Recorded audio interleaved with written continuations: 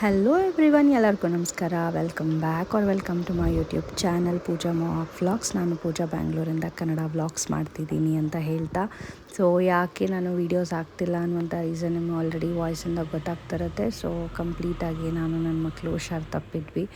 So ಇನ್ನೂ voice over ಕೊಡೋಣ, ಹುಷಾರಾದ್ಮೇಲೆ ಕೊಡೋಣ, ವಾಯ್ಸ್ ಸರಿ ಹೋದ್ಮೇಲೆ ಕೊಡೋಣ ಅಂತ ಕಾದು ಆಲ್ಮೋಸ್ಟ್ 1 ವೀಕ್ ಆಗೋಯಿತು. ಸೊ ಇನ್ನೂ ತಡ ಮಾಡೋದು ಬೇಡ ಅಂತ ಹೇಳಿ ನಾನೊಂದು ನಾರ್ಮಲ್ ವ್ಲಾಗ್ ಮಾಡ್ತಾಯಿದ್ದೀನಿ. ಆ್ಯಂಡ್ ಟೈಮ್ ನೋಡ್ಬೋದು ನೀವು, ಬೆಳಗಿನ ಜಾವ 3:15 ಆಗಿದೆ. ಎಲ್ಲರೂ ಮಲಗಿದ್ದಾರೆ. ಬಟ್ ಪಾಪುಗೇನೋ ಚೆಸ್ಟಲ್ಲಿ ಕಂಜೆಷನ್ ಥರ ಆಗಿ ಸಫೋಕೇಶನ್ ಆಯ್ತು ಅನಿಸುತ್ತೆ. ಅವ್ನಿಗೆ ಉಸಿರಾಡೋಕ್ಕೆ ಕಷ್ಟ ಆಗ್ತಿತ್ತು. ಸೊ ಅವ್ನು ಅಳ್ತಾ ಇದ್ದ. ಹಾಗೆ ಅವನ್ನ ಹೆಗ್ಲ ಮೇಲೆ ಹಾಕ್ಕೊಂಡು ಸುಮ್ಮನೆ ಹಿಂಗೆ ವೀಡಿಯೋಸ್ ಕ್ಯಾಪ್ಚರ್ ಮಾಡಿಕೊಂಡು ಆಚೆ ಕಡೆ ಹೋಗಿ ನಿಂತ್ಕೊಂಡಿದ್ದೆ. ಎಷ್ಟು ಪೀಸ್ಫುಲ್ ಆ್ಯಂಡ್ ಕಾಮಾಗಿತ್ತು. ಸೊ ಆವಾಗ ಮೈಂಡ್ ಇತ್ತು, ಓಕೆ ಮಾಡೋಣ, ಈ ಥರ ಅವೇರ್ನೆಸ್ ಕ್ರಿಯೇಟ್ ಮಾಡೋದಕ್ಕೋಸ್ಕರ ಮಾಡೋಣ ಅಂತ. ಹೋಪ್ ನೀವು ಎಲ್ಲರೂ ಚೆನ್ನಾಗಿದ್ದೀರಾ ಅಂತ ಭಾವಿಸ್ತೀನಿ. ವೆದರ್ ಅಂತೂ ನಿಜ ಅಷ್ಟು ಚೆನ್ನಾಗಿಲ್ಲ. ಸೊ ಎಲ್ಲ ಕಡೆ ವೈರಲ್ ಇನ್ಫೆಕ್ಷನ್ನು. ಸೊ ಯಾವುದೋ ಪೀಡಿಯಾಟ್ರಿಷನ್ ಹತ್ರ ಹೋದ್ರೂ ಇಬ್ಬರು ಮಕ್ಳಿಗೂ ಅಷ್ಟು ರಶ್ ಅಂದರೆ ಅಷ್ಟು ರಶ್ ಇದೆ. ಎಲ್ಲ ಮಕ್ಳಿಗೂ ಇನ್ಫೆಕ್ಷನ್ ಆಗ್ತಿದೆ. ಅಂದರೆ ಡಾಕ್ಟರ್ ನನ್ನ ಪ್ರಕಾರ ಹೇಳಿದ್ದು ಏನಂದರೆ, ಅಡಲ್ಟ್ಸ್ಗೆ ಅಂದರೆ ನಮಗೆ ಬರೀ ಕೋಲ್ಡು, ತಲೆನೋವು, ಕೆಮ್ಮು ಇಷ್ಟರಲ್ಲೇ ಸ್ಟಾಪ್ ಆಗ್ತಿದೆಯಂತೆ. ಬಟ್ ಮಕ್ಕಳಿಗೆ ಅದು ಡೀಪ್ ಇನ್ಸೈಡ್ ಚೆಸ್ಟ್ ಹೋಗ್ತಾ ಇದೆಯಂತೆ, ಕಂಜೆಷನ್ ಥರ ಆಗ್ತಿದೆಯಂತೆ. ಸೊ ತುಂಬ ಹುಷಾರಾಗಿರಿ ಅಂತ ಹೇಳ್ತಾಯಿದ್ರು. ಆದಷ್ಟು ಮಾಸ್ಕ್ ಯೂಸ್ ಮಾಡೋಣ. ಸೊ ಅದು ಬೆಸ್ಟ್ ಅಂತ ಹೇಳ್ಬೋದು. ಸೊ ಇದು ನೆಕ್ಸ್ಟ್ ಡೇ ನಾನು ನೈಟೆಲ್ಲ ನಿದ್ದೆ ಇಲ್ದಿರೋ ಕಾರಣದಿಂದ ಎದ್ದೊಳಷ್ಟರಲ್ಲಿ ಎಲ್ಲರೂ ಹೊಟ್ಟೋಗಿದ್ರು. ನಮ್ಮ ಡ್ಯಾಡಿ ಕೂಡ ಬ್ರೇಕ್ಫಾಸ್ಟ್ ಮಾಡ್ಕೊಂಡು ಹೊಟ್ಟೋಗಿದ್ರು. ಆಲ್ಮೋಸ್ಟ್ 11-11:30 ಆಗೋಗಿತ್ತು. ಸೊ ಇವತ್ತು ಬೇಬಿ ಜೊತೆ 1-2-3 ಅವರ್ಸ್ ಅಲೋನ್ ಟೈಮ್ ಸ್ಪೆಂಡ್ ಮಾಡಿದೆ ಅಂತ ಕೂಡ ಹೇಳ್ಬೋದು. ಯಾವಾಗಲೂ ನಮ್ಮ ಅಜ್ಜಿ ಇರ್ತಾಯಿದ್ರು, ಬಟ್ ನಮ್ಮ ಅಜ್ಜಿ ನಮ್ಮ ಚಿಕ್ಕಪ್ಪನ ಮನೆಗೆ ಹೋಗಿದ್ರು. ಸೊ ತುಂಬಾ ಕಷ್ಟ ಅಂತ ಅಲ್ಲ, ಒಂದು ಸ್ವಲ್ಪ ರಿಸ್ಕ್ ಆಯಿತು. ಸಡನ್ನಾಗಿ 11 ಮಂತ್ಸಿಂದ ನನ್ನ ಜೊತೆಗೆ ಯಾರಾದರೂ ಒಬ್ರು ಇದ್ದೇ ಇರ್ತಾಯಿದ್ರು. ಸಡನ್ನಾಗಿ ನಾನು ಒಬ್ಬಳೇ ಸೊ ಎಲ್ಲಾದರೂ ಬಿಟ್ಟು ಹೋಗೋಕ್ಕೂ, ಅದು ಈಗಂತೂ ಅವ್ನು ಎಲ್ಲ ಇಟ್ಕೊಂಡು ನಿಂತ್ಕೊಳ್ಳೋಕೆ ಸ್ಟಾರ್ಟ್ ಮಾಡಿ ನಡೆಯೋಕ್ಕೆಲ್ಲ ಟ್ರೈ ಮಾಡ್ತಾಯಿದ್ದಾನೆ. ಇವಾಗ ತುಂಬ ಕಷ್ಟದ ಫೇಸ್ ಅಂತ ಹೇಳ್ಬೋದು. ಅವ್ರು ಕೂತಿರೋವಾಗ ಒಂದು ಕಡೆ ಇರೋವಾಗ ಅಟ್ಲೀಸ್ಟ್ ಬಿಟ್ಟು ಹೋಗ್ಬೋದು. ಸೊ ಇವೊಂದು ಸ್ವಲ್ಪ ರಿಸ್ಕ್ ಆಗ್ತಾಯಿತ್ತು. ಸೊ ನನ್ನ ಕಡೆಯಿಂದ ಇದೊಂದು ಸ್ಯಾಲ್ಯೂಟೇಷನ್ ಥರ ಅಂದ್ಕೊಳ್ಬೋದು. ನಮ್ಮ ಫ್ಯಾಮಿಲಿಯಲ್ಲಿ ಎಷ್ಟೊಂದು ಜನ ಇದ್ದಾರೆ, ಯಾರು ಸಪೋರ್ಟು ಇಲ್ದಿರ ಮಕ್ಕಳನ್ನ ಒಬ್ಬರನ್ನೇ ಬೆಳೆಸಿ ಸಾಕಿರೋರಿಗೆ, ಈಗಲೂ ಸಾಕ್ತಾ ಇರೋರಿಗೆ ಒಂದು ದೊಡ್ಡ ಹ್ಯಾಟ್ಸ್ ಆಫ್ ಅಂತಲೇ ಹೇಳ್ಬೋದು. ಆ್ಯಂಡ್ ಫಸ್ಟ್ ಕೆಲಸ ನಾನು ಮಾಡೋದೆ, ಅವನಿಗೆ ಬಿಸಿನೀರು ಚೆನ್ನಾಗೆ ಕಾಯಿಸ್ಬೇಕು. ಇಲ್ಲಿ ಮನೇಲಿ ನೀರು ಕೂಡ ವ್ಯತ್ಯಾಸ ಆಯಿತು. ಮೇ ಬಿ ಅದು ರೀಸನ್ನ ಏನಂತ ಗೊತ್ತಿಲ್ಲ. ಡಾಕ್ಟರ್ ಹೇಳೋದು ಒಬ್ಬರಿಂದ ಒಬ್ಬರು ವೈರಲ್ ಇನ್ಫೆಕ್ಷನ್ ಆಗಿದೆ, ಒಬ್ಬರಿಂದನೇ ಹರಡಿದೆ ಅಂತಲೇ ಹೇಳೋದು. ಸೊ ಮೊಹಾಕು ಕೂಡ ಸ್ಕೂಲ್ಗೆ ಹೋಗ್ತಾನೆ. ಆಲ್ಮೋಸ್ಟ್ 4-5 ಡೇಸ್ ಆಯಿತು ಅವನದು ರಜಾ ಆಗಿ. ಇನ್ನೂ ಮಾಡೋಕ್ಕಾಗಲ್ಲ. ಸೊ ಇವ್ನು ನೋಡಿ ಎಷ್ಟು ತೀಟೆ ಮಾಡ್ತಿದ್ದ ಅಂದರೆ, ಈ ಬ್ಯಾಗ್ ತೆಗೆಯೋದು, ಅದು ತೆಗೆಯೋದು, ಈ ಥರ ಎಲ್ಲ ಮಾಡಿಕೊಂಡು ಪಾಪಚ್ಚಿಗೆ ಗದ್ರಕ್ಕೂ ಆಗಲ್ಲ, ಅವ್ರಿಗೂ ಹುಷಾರಿಲ್ಲ. ಅವನು ಕಷ್ಟಪಡ್ತಾರದು ಗೊತ್ತಾಗ್ತಿರ್ಬೋದು. ಕವರ್ಗಳಿಟ್ಟಿದ್ದಾರೆ.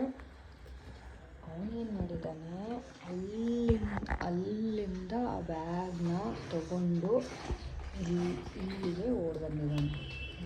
ಆ ಬ್ಯಾಗಲ್ಲಿರೋದೆಲ್ಲ ಚಲೋದಲ್ಲಿ ಪೇಷಂಟ್ ಫುಡ್ ಬೇರೆ ಏನೂ ಸೇರ್ತಾ ಇರಲಿಲ್ಲ. ಸೊ ಫೈನಲ್ ಇಡ್ಲಿ ತಿನ್ಕೊಂಡೆ ಹೆಂಗೋ. ಸೊ ಅವನ್ನ ಕೆಳಗಡೆನೆ ನಮ್ಮಪ್ಪ ಇದು ಯೂಸ್ ಮಾಡ್ತಿರಲ್ಲ ಕರ್ಲೊಂದು ಬೆಡ್ಡು, ಅದನ್ನೇ ಕೆಳಗಡೆ ಹಾಕಿ ಟ್ರೈ ಮಾಡಿದೆ. ಬಟ್ ಅವನು ಅದ್ರ ಮೇಲೆ ಇರ್ತಾನೆ ಇರಲಿಲ್ಲ. ಸೊ ಫೈನಲಾಗಿ ರೆಡಿಯಾಗಿ ಅವನಿಗೆ ಒಂದು 3 ಗಂಟೆ ಮಧ್ಯಾಹ್ನದಂಗೆ ಸಿಕ್ಕಾಪಟ್ಟೆ ಜಾಸ್ತಿ ಆಗೋಯಿತು. ಇಮಿಡಿಯೇಟಾಗಿ ನಾವು ಅಲ್ಲೇ ನಮ್ಮ ಮನೆ ಹತ್ರ ಇರುವಂಥ ಹಾಸ್ಪಿಟಲ್ಗೆ ಹೋದ್ವಿ. ಕ್ಲಿನಿಕಿಗೆ ತೋರಿಸ್ತಿದ್ದೆ, ಅವ್ರು ಸಿರಪ್ ಕೊಡ್ತಿದ್ರು.